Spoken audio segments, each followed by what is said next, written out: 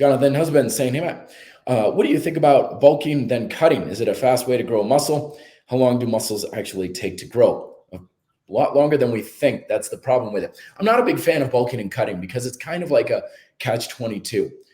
People cut because they bulk and then they bulk because they cut kind of thing. But, when you're talking about bulking and cutting, you're talking about a holdover from the bodybuilding strategies. And if you look at the bulk of, pun intended, you look at a lot of the information about how the average person should get in shape. Most of the information out there is from the sport of bodybuilding. I always imagine we should go to alternate universes out there where fitness cultures are based on baseball and everybody in the gym is like swinging a bat for repetitions, or other, gym out there. It's like it's based on swimming and everybody's about swimming and everybody's about water polo and stuff. Bodybuilding is a sport. It is a game, as all sports are. It is not fitness. But unfortunately, our fitness culture is based largely on it. So a lot of the rules and strategies from bodybuilding get carried over into the fitness aspect. Now, you may want to be more of a bodybuilder. I'm assuming here. But the bottom line is bulking and cutting is not going to be helping 99.9% of the population. A lot of times when bulking and cutting is applied in studies, all it does is it makes people fatter and then they lose the fat. That's all it does.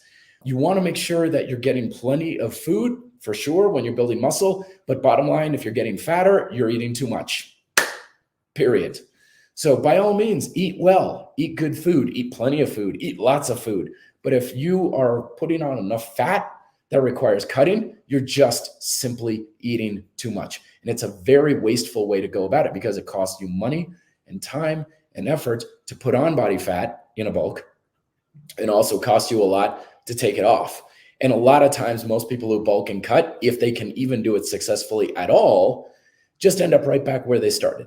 And they're like, oh, I've got the same body. It's like, yeah, that's because muscle, aside from newbie gains, or unless you have a genetic predisposition for building muscle, which most people don't. A lot of people are like, I'm a hard gainer. It's like, yeah, you and 99% of the population. Building muscle is really, really freaking hard, people. It's extremely hard. If you gave me 1,000 people, I would bet every single one of them, you're probably never going to build more than 10 pounds of muscle. And I'll take that bet every day because it's just that hard. Most people will never be able to do it. It takes too much work. It takes too much time and it takes too much patience. And most people just don't have it. So a lot of times people will turn to bulking and cutting because they're impatient. They just want the scale to go up. They just want to feel bigger.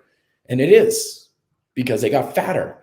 And then they're like, crap, now I want to look good naked for the beach or my honeymoon or whatever. So then they diet off the fat, but then they feel like they're getting skinny because their quote gains are being lost. You didn't have it to begin with. You just got fatter.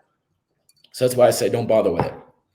Eat big, eat plenty, eat lots of good food and train your ass off in the gym and let the gains come as they may. But don't worry about the bulking and cutting. It's a losing proposition for most people, in my opinion.